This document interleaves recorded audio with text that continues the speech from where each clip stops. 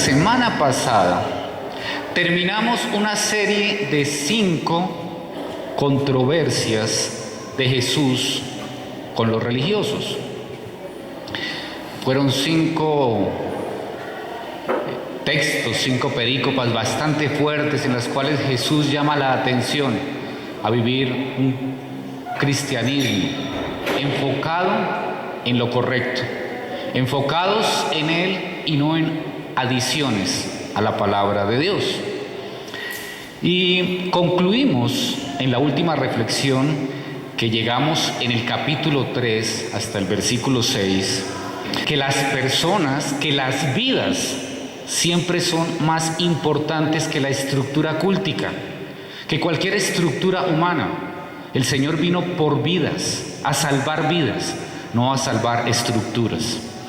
La semana pasada también concluimos que nuestra vida de discípulos no puede limitarse a celebraciones, a momentos cúlticos, sino que nuestro corazón debe abrirse a las necesidades de nuestros hermanos. No solamente las necesidades físicas, sino las necesidades emocionales, afectivas, a los momentos en que necesitan un hermano en la fe, que simplemente se siente a su lado y no sentirse en soledad. Hablamos también que nuestra vida eclesial no puede ser pasiva, no puede limitarse a un día a la semana, a unas horas a la semana. Son 7 días a la semana, 24 horas al día. Esa es nuestra vida de iglesia. Aquí tenemos una celebración, pero la iglesia comienza de esta puerta hacia afuera. Allí es donde comienza la verdadera iglesia. Esto es el encuentro de los hermanos en la fe para exaltar el nombre del Señor y para ser equipados por la palabra de Dios. Pero la iglesia se mueve afuera, en nuestras casas, en nuestra vida diaria. Allí es donde se mueve la iglesia. Y porque estábamos hablando en los últimos 2 encuentros dominicales sobre el legalismo, hablábamos que la parálisis que produce el legalismo es la antítesis del Evangelio. El Evangelio produce vida, el legalismo produce muerte. A tal punto que los fariseos se aliaron con sus más acérrimos enemigos para poder destruir a Jesús. ¿Hasta dónde produce el legalismo muerte? Deseo de acabar, deseo de matar. Y como dicen las series de Netflix, en el episodio anterior dejamos a Jesús, después de sanar a un hombre con la mano paralizada, mano seca, dice la Reina Valera, dejamos la escena con los fariseos tramando cómo matar a Jesús junto a los herodianos. Y están allí estas personas, pero se cierra la cámara que está enfocando a estos fariseos y a estos herodianos. Y mientras dejamos allí a esos conspiretas allá en lo suyo, la popularidad de Jesús ha seguido aumentando por fuera de la sinagoga, por fuera de ese lugar. Cada día más y más personas saben de Jesús, quieren acercarse a Jesús, quieren tocar a Jesús, quieren recibir algo de Jesús. Y esa popularidad ha aumentado de manera vertiginosa. Miles y miles, no son cientos, son miles de personas las que están llegando de todas partes para Jesús. Y hoy hay un cambio muy fuerte en el Evangelio de Marcos. De estas controversias pasamos a algo completamente diferente. Marcos ahora nos presenta una escena que contrasta con las 5 controversias de Jesús con los religiosos. Y hoy vamos a ver algunas personas que están rodeando a Jesús, porque hay diferentes tipos de personas que vemos rodeando a Jesús en los evangelios y tienen pretensiones diferentes, tienen expectativas distintas, buscan algo diferente de Jesús, cada uno de ellos. Y hoy vamos a ir al Evangelio de Marcos que estamos tratando. Seguimos en el capítulo 3 y vamos a ir desde el versículo 7 hasta el versículo 19. ¿Cuál es el título de la reflexión de hoy? Inmensa minoría. espero que esa frase no tenga derechos de autor. ¿Recuerdan quién tenía esta frase? La HJCK, una emisora de música culta hace muchos años atrás. Decía HJCK, la emisora de la inmensa minoría. Porque era para algunas personas, no todas las personas escuchaban la HJCK. Primer punto, individualizada mayoría. Dice el versículo 7, Jesús se retiró al lago con sus discípulos. Y aquí vemos que ante la amenaza de los fariseos y herodianos, esa amenaza que se sabe que está ocurriendo, Jesús evita una confrontación mayor. ¿Y qué hace? Se retira. ¿Hacia dónde? Hacia el lago. ¿Ustedes recuerdan cuál lago es en el cual se están desarrollando todas estas escenas? El lago de Galilea, o mar de Galilea, o lago de Tiberíades. Tiene esos tres nombres. Generalmente lo conocemos como el lago de Galilea. Y él se retira, quiere tener una pausa, quiere detenerse, tener un tiempo de quietud, porque ha venido un tiempo bastante fuerte, ha estado sanando, ha estado liberando muchísima gente y ha estado discutiendo también fuertemente con los religiosos, pero también estuvo discutiendo con los discípulos de Juan, con los fariseos, etcétera, etcétera. Esas controversias que tuvo en la sinagoga, que tuvo en el campo cuando estaba allí tomando, los discípulos estaban tomando las espigas para comer en día sábado. Entonces ha venido un tiempo bastante fuerte y él se retira. No quiere, o mejor, quiere tener una pausa, quiere pasar un tiempo con sus discípulos, con sus allegados, con aquellas personas que están caminando más cerca de él. Aquí aún, en este momento, no se diferencia entre discípulos y apóstoles. ¿Sí sabíamos que hay diferencia entre discípulos y apóstoles? ¿Cuántos discípulos habían? Muchísimos. Discípulos habían muchísimos. Pero apóstoles, ¿cuántos habían? Solamente 12. Entonces hay una diferencia entre discípulos y apóstoles. Y dice a continuación, y mucha gente ¿qué? De Galilea lo siguió, lo persiguió. Seguía detrás de él. Seguía hacia allí. Porque la fama de Jesús había aumentado tanto que se crea una estampida de gente buscándolo. Es decir, el propósito de Jesús se cumplió, de tener una pausa, de tranquilizarse, de hacer un alto en el camino. No, al contrario, mucha gente de Galilea lo siguió. Estaba allí con sus discípulos tranquilo y mucha gente de Galilea lo siguió. Dice el versículo 8, cuando se enteraron de todo lo que hacía, acudieron también a él muchos. Entonces, ¿de qué se enteraron? ¿Y qué venía haciendo? Hasta aquí hemos leído bastantes cosas que él hacía. Milagros, sanidades, liberaciones, todo esto hacía Jesús. Y entonces toda esta gente se entera de lo que Jesús hace y tiene una expectativa grande, una expectativa maravillosa. Dicen, wow, este hombre, hay que acercarse a él. Y vienen hasta allí, llegan hasta allí con el objetivo de forzar a Jesús en el cumplimiento de sus anhelos. Ellos quieren sanidades, quieren liberaciones, quieren milagros y se desplazan allí.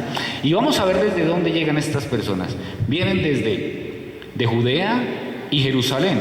Judea es el otro departamento, provincia se llamaba, al otro extremo, al extremo sur del país de Palestina. Él está arriba en Galilea, después sigue Samaria y vienen desde Judea. Dice también Jerusalén, Jerusalén es la capital que está en Judea, pero vienen desde abajo, desde lejos. También vienen desde Idumea. Idumea es un sitio que es donde viven los edomitas, es Edom, y está a más de 150 kilómetros de distancia desde donde estaba Jesús. Es decir, estas personas venían caminando a una distancia de 150 kilómetros, como si vinieran caminando desde Chiquinquirá hasta acá. Ese era el trayecto que caminaban. De Chiquinquirá hay 146 kilómetros, un poquitico más de eso. Era lo que recorrían para llegar a buscar a Jesús. Dice, del otro lado del Jordán. Esa zona es Decápolis. Decápolis es una zona que, aunque estaba en el país de los judíos, era gobernada por los romanos y allí vivían personas que no eran judías. Allá es donde ocurre la muerte de ¿cuántos cerditos, recuerdan? Miles de cerdos. Se lanzan. Allí había cerdos porque los judíos no comen cerdos, pero en esa zona sí había cerdos porque, aunque estaba en el país, estaba gobernada por los romanos. Y dice que también venían de Tiro y de Sidón, que es una región no judía, desde afuera, donde vivían los paganos. Lo que vemos acá es que las muchas personas que están allí con Jesús vienen desde todos los puntos cardinales, de muchas distancias diferentes y de culturas diferentes. No solamente judíos, también gentiles. ¿Y están haciendo qué? ¿Llegan hasta allí a qué? A buscar a Jesús. Quieren encontrarse con él. Dice el versículo 9. Entonces, para evitar que la gente lo atropellara. Imaginen la cantidad de personas que está llegando a buscar a Jesús. La palabra aquí traducida como atropellar, en el griego implica más como aplastar. Él ve que hay tanta multitud de gente. No sé ustedes si han estado en una manifestación donde no se puede ni siquiera caminar. En los conciertos muchas veces hay tanta gente que terminan personas aplastadas por la presión de unos contra otros. Y esa es la sensación que se está viviendo allí, que se está viviendo con Jesús y toda esta cantidad, estos miles de personas que acuden hasta allí. Y eran tales las ansias que ve Jesús en estas personas que dice Jesús: wow, por favor, discípulos, alisten una barca, tengan lista una barca. Mire lo que dice a continuación: encargó a sus discípulos que le tuvieran preparada una pequeña barca. Miren, aquí vemos varias cosas. Primero, a las personas no les importó que Jesús quisiera tener un tiempo a solas, que Jesús quisiera hacer una pausa, que Jesús se quisiera retirar a orar, a compartir con sus discípulos. No, a la gente no le importaba nada. Se trasladaban hasta el sitio donde estaba Jesús, sin importar las circunstancias, sin importar las situaciones, sin importar absolutamente nada. Llegan hasta allí. Las multitudes, lo único que les interesa es ellos mismos. No les interesa Jesús. No les interesa que Jesús esté siendo aplastado, no les interesa que Jesús quiera retirarse, no les interesa que Jesús quiera descansar, no les interesa que Jesús quiera orar. Ellos sencillamente se están mirando a ellos mismos, están mirando sus propias necesidades, están mirando su egoísmo. Y llegan hasta allí, aún a sabiendas que puede correr peligro ante tanta cantidad de personas que está allí. Jesús está ante ella. Esas intenciones individuales de esta gran mayoría de personas. Por eso el punto 1 le puse individualizada mayoría, porque son muchos, son miles de personas, pero cada uno de ellos, ¿en quién está pensando? En sí mismo. Mi milagro, mi sanidad, mi liberación, mi hijo, mi mamá, el enfermo que yo amo, yo. Son muchos, pero cada uno está pensando solo en sí mismo.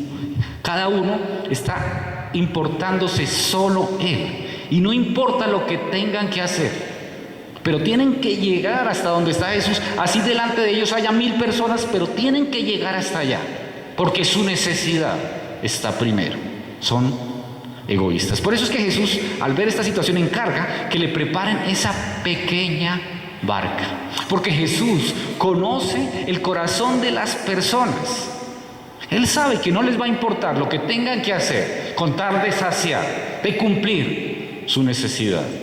Y dice: en caso de emergencia, ténganme una barca lista. Si el relato se narrara hoy, en nuestra época, Jesús diría: tengan el carro encendido y con la puerta abierta, porque esto se está poniendo complicado.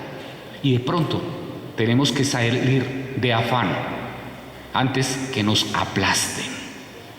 Las personas eran tantas, y con tal desenfreno que se habían convertido en una amenaza. Y vemos que no solamente en esta ocasión, en muchas otras ocasiones a Jesús lo siguen miles de personas. Recuerdan la alimentación de los 5,000, que son 5,000 hombres. Pero si sumamos las mujeres y los niños, dicen los expertos, que tienen que dar más de 14,000 personas que estaban allí siguiendo a Jesús. Dice el versículo 10. Pues como había sanado a muchos, todos los que sufrían dolencias se ¿qué? Abalanzaban.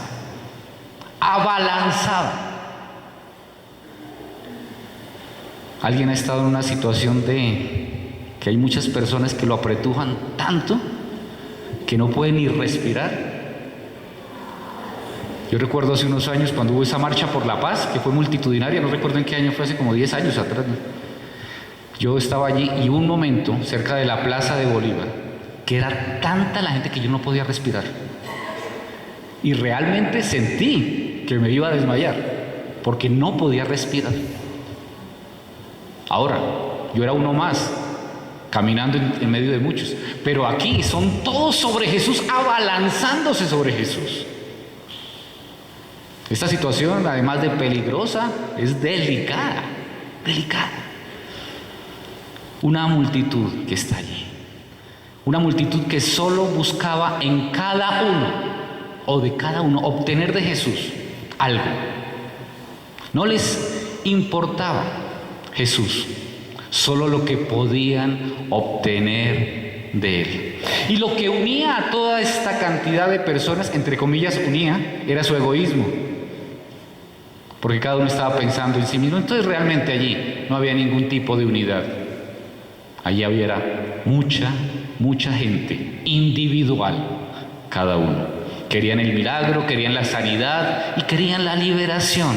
Ellos no veían a Jesús como el Salvador. Ellos no veían a Jesús como el Mesías. Para ellos era solo un milagrero que había que aprovechar en el momento, que iba a resolverles un problema inmediato. El problema del momento. ¿Y saben? Hoy día sigue siendo igual. Muchas personas hoy en día siguen acercándose a Jesús solamente detrás de la solución inmediata, del milagro material, financiero, emocional, que puedan obtener de Jesús. ¿Qué puedo obtener de Jesús? Y la pregunta no es ¿cómo salgo yo de mi condenación eterna? ¿Cómo resuelvo mi situación de pecado que me tiene muerto por toda la eternidad? No, esa no es la pregunta. La pregunta es, ¿será que ese Jesús del que tanto habla sí me resuelve mi problema? Esa es la pregunta que muchos se hacen. Y Jesús, como en esta ocasión, se retiraba muchas veces para que no lo encontraran. Se escondía. Porque Él no vino a sanar enfermos que luego iban a terminar en una condenación eterna. Ese no era el sentido del ministerio de Jesús. Sanar a una persona para que después toda la eternidad esté en condenación, siga muerta en sus delitos y pecados lejos de Dios por toda la eternidad. Sí, pasa 10, 15 años con su mano arreglada, su corazón sano, lo que haya sido, sus finanzas funcionando, pero el resto de la eternidad en condenación. Ese no es el sentido del ministerio de Jesús. El ministerio fundamental de Jesús fue predicar el evangelio del reino. Y cuando llegó el tiempo, murió en la cruz y resucitó consumando ese evangelio del reino y haciéndolo real para nosotros. Pero muchas personas en esa época y hoy día no lo quieren entender. Hace unas semanas, cuando estábamos en el capítulo 1 de Marcos, En los versículos 5 al 38, solo lo voy a leer porque ya hablamos al respecto. Decía: muy de mañana, cuando todavía estaba muy oscuro, Jesús se levantó, se fue a un lugar apartado, miren, es constante, para orar. Simón y los que estaban con él comenzaron a buscarlo, y cuando lo encontraron le dijeron: todos te están buscando. Él les dijo: vayamos a las aldeas vecinas para que también allí se predique, porque para eso he venido. Para eso fue que vino. Para hablarnos de salvación, para hablarnos de evangelio, para hablarnos de la gracia de Dios, para sacarnos de una rutina, llámese religiosa o llámese de buscar el milagro, para encontrar la misericordia de Dios, el verdadero sentido y propósito que tiene Dios con sus hijos, con su mayor creación, que somos los seres humanos. Pero las multitudes no estaban interesadas en esto realmente. Y la verdad es que las multitudes generalmente no están interesadas en esto, porque ellos no querían un Salvador que los librara de la culpa del pecado. Buscaban era el genio de la lámpara de Aladino, que les cumpliera sus deseos. La mayoría de estas personas recibieron el milagro porque Jesús hizo infinidad, cientos, miles de milagros. Muchas de estas personas recibieron el milagro y se fueron, se alejaron de Jesús, o se cansaron de pedir el milagro que no se les dio y se fueron también. ¿Cómo sabemos esto? Ustedes dirán: bueno, ¿y cómo se sabe esto? Porque en este momento hay miles de personas. Porque en la multiplicación de los panes y de los pescaditos hay miles de personas. Porque en la entrada triunfal de Jesús hacia Jerusalén hay miles de personas. Pero cuando Jesús muere, ¿cuántos discípulos quedan? ¿Cuántos quedan? No, sí quedan 120. Son los que están en el aposento alto. ¿Qué pasó con el resto? Recibieron lo que querían y se fueron. No eran verdaderos discípulos. Eran una mayoría individualizada que solo pensaban en ellos mismos. ¿Dónde se quedó esa multitud? Siguiendo una vida lejos de Dios. Cuando una persona sigue a Jesús con las expectativas equivocadas, va a terminar frustrado o cansado. ¿Por qué? Porque por más que estemos sanos, por más que la cuenta bancaria esté llena, por más que la situación difícil pase, el vacío de la culpa del pecado no se llena, sino con recibir el regalo de la salvación de Jesús. ¿Cuántas personas lo tienen todo y terminan suicidándose? Eso resuelve el deseo de comprar un automóvil último modelo. Pero es que a los 15 días ya hay uno mejor. Y ya no me gusta el que tengo, ahora quiero otro. Somos insaciables. Sí, Dios me sana de un cáncer. Pero de todas maneras, tarde o temprano voy a terminar enfermándome y muriendo, porque es normal. Entonces, por mucho que podamos disfrutar estas soluciones temporales, siguen siendo temporales. Y las multitudes buscan soluciones temporales. El Evangelio no consiste en tener una vida placentera, sí con gozo, sí con fortaleza, sí con paz, pero no necesariamente placentera. Eso no se llama cristianismo, sino hedonismo, que eso es otra cosa.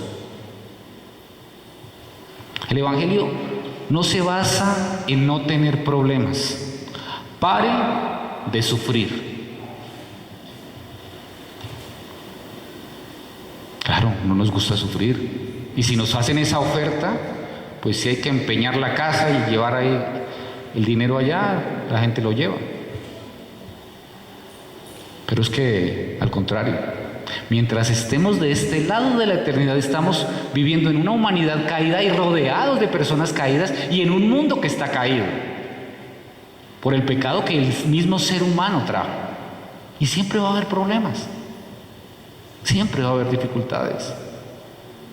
Y nosotros no estamos llamados por Jesús a vivir en una burbuja de placer hedonista.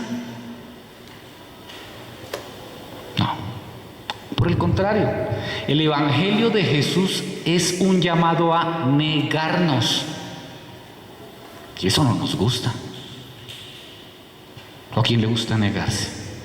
Es un llamado a dejarnos comprar por su sangre para que Él, como nuestro dueño, después de que nos hemos dejado comprar, después que ya somos de Él y es nuestro Señor, Él ahora sí nos pasa de condenación a salvación, porque como dueño de nosotros lo puede hacer. Por eso, la pregunta que hoy nos hace este texto es simple y es muy sencilla.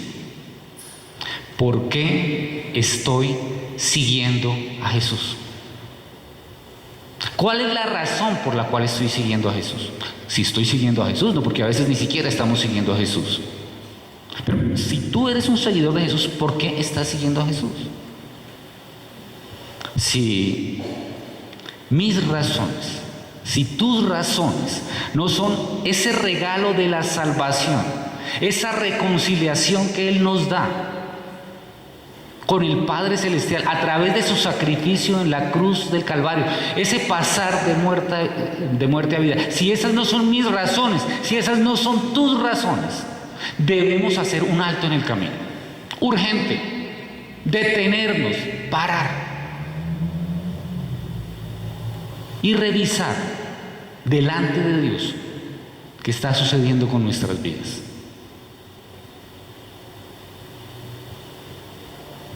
¿Qué estoy haciendo? Porque, ¿saben una cosa? No son las multitudes, no son las mayorías que buscan su propio beneficio las que han trastornado el mundo mientras van siguiendo a Jesús. No, son la inmensa minoría, esos pocos héroes de la fe que sabemos que han sido muertos en la hoguera, que hoy están en países donde el cristianismo es perseguido y saben que hoy salen de su casa y posiblemente en la noche ya no estén vivos porque se han negado a sí mismos. Ellos, esa inmensa minoría, es la que está trastornando el mundo. Es esa inmensa minoría. Los que a lo largo de estos 2000 años, casi 2000 años desde que Jesús murió en la cruz, han estado extendiendo, cumpliendo la gran comisión, al negarse a sí mismos. Dice el versículo 11, además, los espíritus malignos al verlo se postraban ante él gritando, tú eres el Hijo de Dios. Y es impresionante que entre estas multitudes que seguían a Jesús habían endemoniados. ¿Ven? Hasta los demonios seguían a Jesús. Todos ahí detrás de Jesús. Y los demonios caen ante él, lo reconocen y gritan quién es. Reconocen la autoridad de Jesús. Por eso, solo creer en Jesús como Dios no da salvación. Si tú crees que Jesús es Dios, es el Hijo de Dios, si solo crees hasta ahí, crees igual que los demonios, igualito. Hasta ahí creen los demonios. Pero si tú crees que Jesús murió en la cruz de Calvario por ti, en vez de ti, y recibes ese regalo para ti, ya no crees igual que los demonios, ya crees como un hijo de Dios. Esa verdad real en tu vida te pasa de muerte a vida. Dice el versículo 12, Pero Él les ordenó terminantemente que no dijeran quién era. Ellos reconocen su autoridad y Él, con esa autoridad que ellos lo reconocen, los calla. Y como les decía hace unos días, esta es una gran oportunidad para que las personas supieran quién era Jesús. Imagínense, los únicos que decían Él es el Hijo de Dios eran los demonios. Ninguno de los discípulos decía Él es el Hijo de Dios. Los demonios eran los únicos que lo señalaban a Él como el Hijo de Dios. Obviamente Él no iba a aceptar publicidad gratuita de los demonios. Esa publicidad no la iba a utilizar. Él no quería que algo proveniente del reino de las tinieblas lo señalara a Él como el Hijo de Dios, como el Mesías. Porque más adelante vamos a ver que incluso señalan a Jesús como parte del reino de Belcebú. Y eso que Él hasta ahora nunca dejó que los demonios reconocieran quién era Él.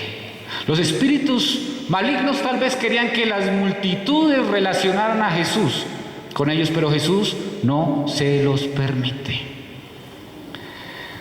A veces se confunde esto. Hay personas que nos hacen creer que estamos buscando a Jesús, pero realmente son del reino de las tinieblas. Como estas personas que señalaban a Jesús, pero no le servían a Jesús. ¿Ustedes no se han dado cuenta que en muchos sitios de brujería, a la entrada hay una cantidad de símbolos cristianos? Es más o menos lo que está pasando acá. Demonios en medio de las multitudes reconociendo a Jesús, confundiendo a las personas. Por eso hay que tener mucho cuidado, porque muchas veces cuando se busca a Jesús por satisfacer las necesidades propias, podemos caer en situaciones como esa. Y sabemos que por ahí hay algunos sitios que se dicen llamar iglesias.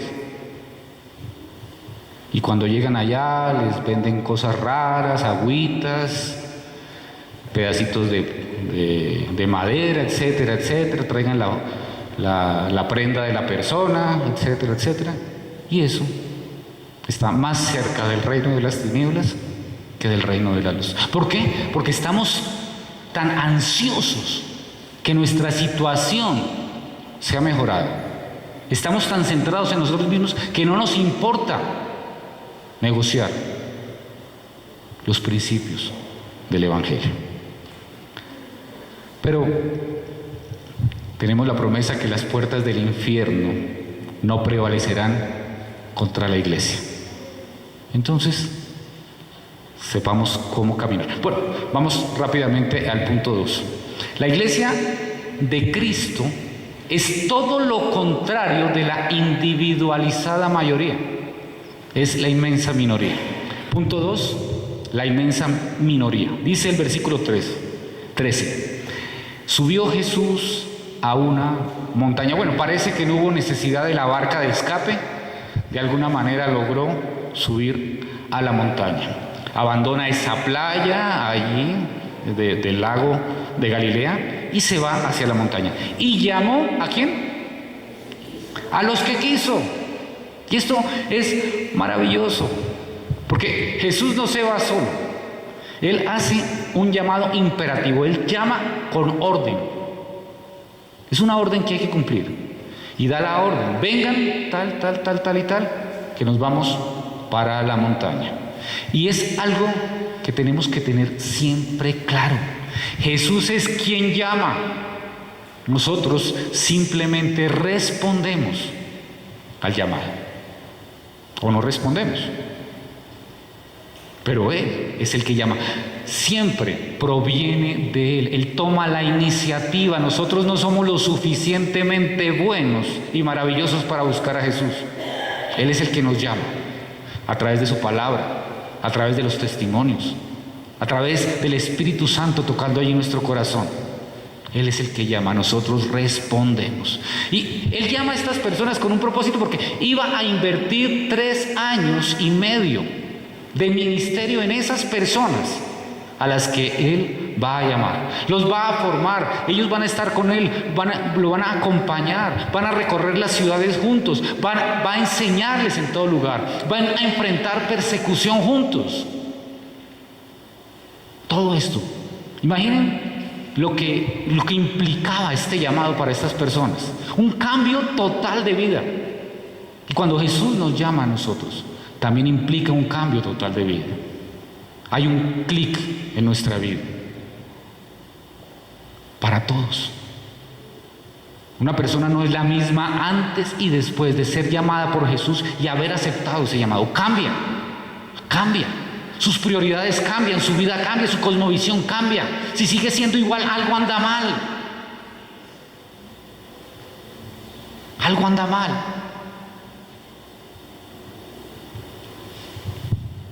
Dice, los cuales se reunieron con él. Yo no sé, yo trato de imaginarme esa reunión, la primera reunión de Jesús con sus apóstoles. ¿Ustedes se imaginan eso? Porque había muchos discípulos, bueno, muchos no, pero habían más de 12, muchos más de 12. Y él llama a ese grupo, a esas personas. Es como cuando nombran al director técnico de una selección, ¿cierto? Nombraron al director técnico de la selección Colombia. La primera reunión del director técnico con sus jugadores. Ustedes imagínense esa reunión. Todos ahí la expectativa aquí, ¿qué va a pasar? ¿Cómo es esto? La primera reunión del presidente con su gabinete después de que es elegido. Es una reunión importantísima. Todos allí esperando instrucciones. ¿Qué va a pasar? ¿Qué va a suceder? ¿Qué es lo que nos depara de aquí en adelante la vida con esta persona? Pero aquí no es el presidente, aquí no es un director técnico, aquí están con Jesús, el Hijo de Dios, el Señor y Salvador, el Mesías. Están reunidos allí. Y lo interesante es que llegan allí. Dice después, designó a 12. Dice el versículo 14, designó a 12, a quienes nombró, ¿cómo es? Apóstoles. Designa una tarea especial, una tarea histórica, una tarea única.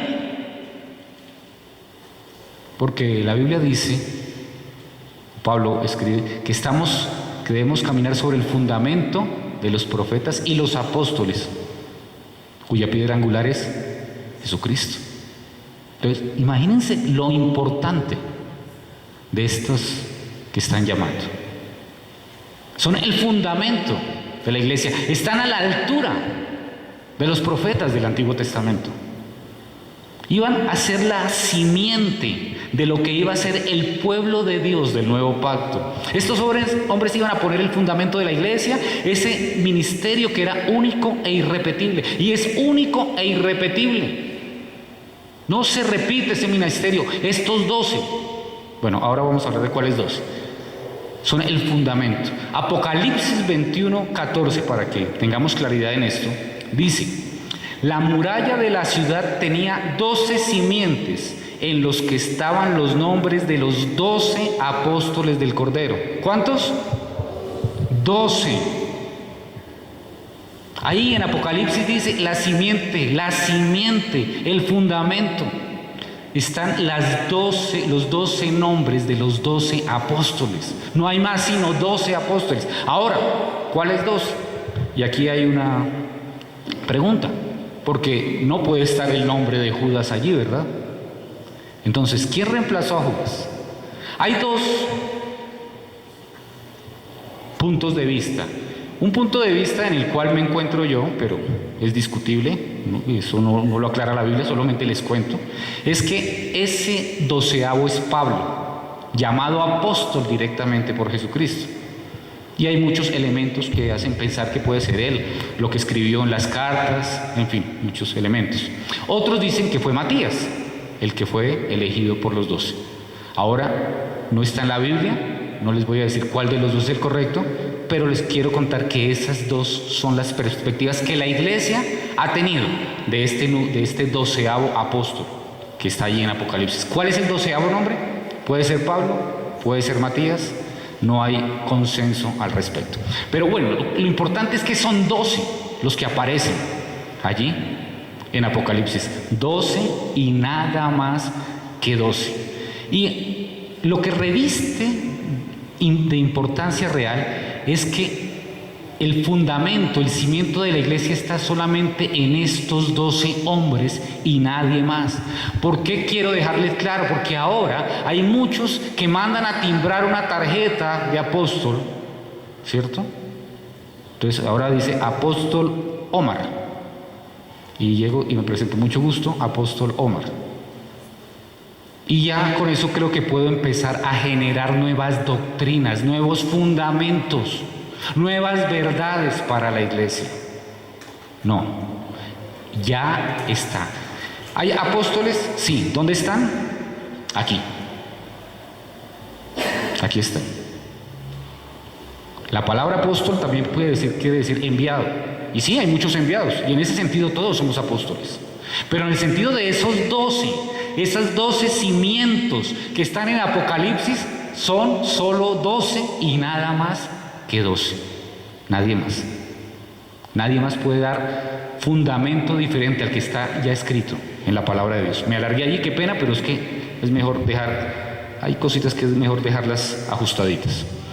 Para que lo acompañaran, dice el 14, y para enviarlos a predicar. ¿La prioridad era cuál? Primero que lo acompañaran. El cristianismo es caminar con Jesús. No son verdades doctrinales, no son verdades teológicas. El cristianismo real es caminar esto que dice la palabra de Dios, la doctrina de la palabra de Dios, pero caminando con Jesús. Si solo se queda en teología, si solo se queda en verdades teológicas, no es cristianismo. ¿Para qué lo acompañaran? ¿Estamos acompañando a Jesús o solamente estamos propagando verdades teológicas? ¿O solamente estamos enseñando doctrina y no caminando con Jesús? El cristianismo es caminar con Jesús, es la vida diaria con Jesús. Por eso insisto vez tras vez tras vez, si nuestra vida cristiana se limita a venir a un servicio, no somos cristianos. O puede que seamos cristianos, pero no estamos viviendo como cristianos, no estamos creciendo como cristianos, no estamos madurando como cristianos. La verdadera iglesia se vive allá, en nuestras casas, en nuestros hogares, en los grupos en casa. Cuando nos encontramos con nuestros hermanos para celebrar un cumpleaños o para acompañarlo en un momento de tristeza y de luto. Ahí se vive el cristianismo. Cuando dos hermanos en la fe se encuentran para comerse un pedazo de pizza en un restaurante y están aprovechando ese momento para crecer juntos en la palabra, dar el uno por el otro, animarse mutuamente, ahí se está viviendo la iglesia. Mucho más que acá. Mucho más que acá. Para que lo acompañaran y enviarlos a predicar. ¿Qué predicamos? Vida. Vida. No teología.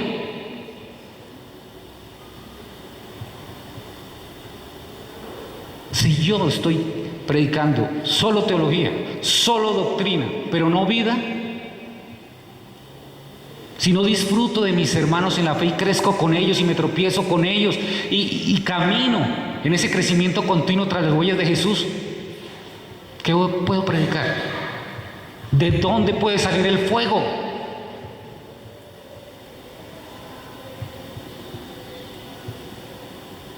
Para que lo acompañaran.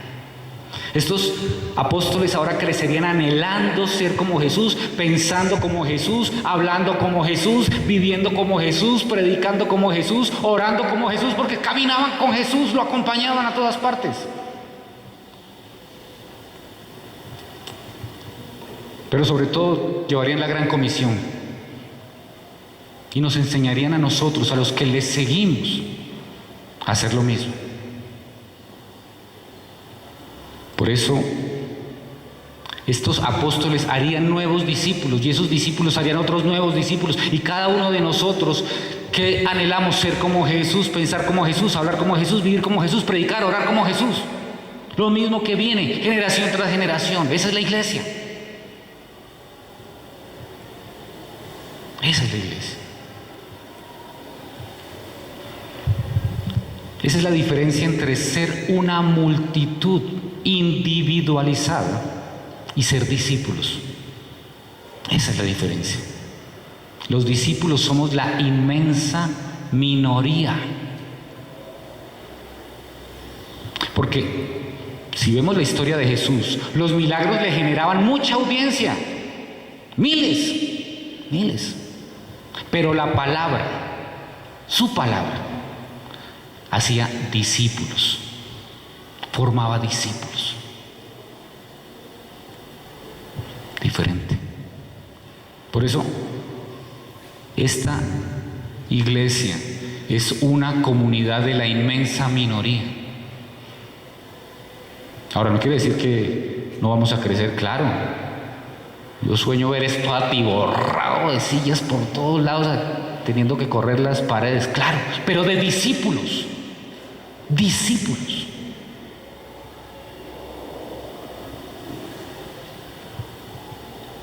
No una mayoría individualizada, sino discípulos de Jesús, unidos por el amor de Cristo, salvados por la palabra, por el Evangelio.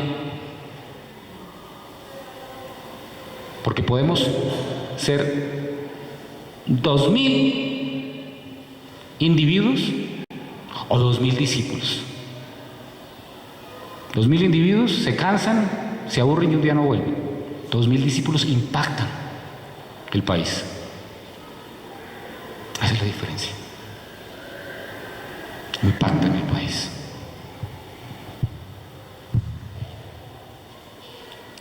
¿Por qué es una inmensa minoría? Ya para terminar. Porque Jesús nos exige. Dice Lucas 14, del 25 al 27, ya con esto terminamos. Grandes multitudes seguían a Jesús, y él se volvió y les dijo: si alguno viene en mí y no sacrifica el amor a su padre y a su madre, a su esposa y a sus hijos, a sus hermanos y a sus hermanas, y aún a su propia vida, no puede ser mi discípulo. Ser discípulo no es un paseo, es una vida entregada. El que no carga su cruz y me sigue no puede ser mi discípulo, lo reitera. Las expectativas de los discípulos de Jesús son tan extraordinarias que el amor a sus seres más queridos queda por debajo del amor a Jesús. Por eso, a veces a los familiares les cuesta trabajo convivir con un discípulo de Jesús, porque las prioridades cambian. Y ya vas a dejar de hacer eso si es lo que hemos hecho toda la vida como familia. Sí, pero ahora Jesús está primero. Jesús está primero. Ya no es fácil convivir con nosotros. A la gente le cuesta convivir con los discípulos de Jesús, porque somos radicales, porque nos negamos, porque no hacemos concesiones.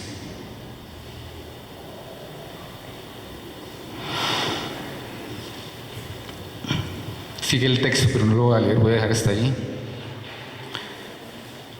Viene el nombre de los 12 apóstoles, que solamente quiero decirles algo. Ninguno de estos 12 apóstoles tenía características sobresalientes, ni especiales, ni eran santos, al contrario, eran los más ordinarios pecadores, igual que cualquiera de nosotros. Pero Jesús los escogió de la misma manera que te escogió a ti y a mí, que te llamó a ti y a mí. Pronto podemos, la semana entrante, hacer una introducción hablando de esto, 5 minuticos y continuamos con el resto del texto. Conclusiones. Hay grupos de personas que siguen a Jesús por sus intereses, pero son intereses individuales. Son muchos, pero cada uno está pensando en sí mismo. Cuando una persona sigue a Jesús con las expectativas equivocadas, va a terminar frustrado o cansado.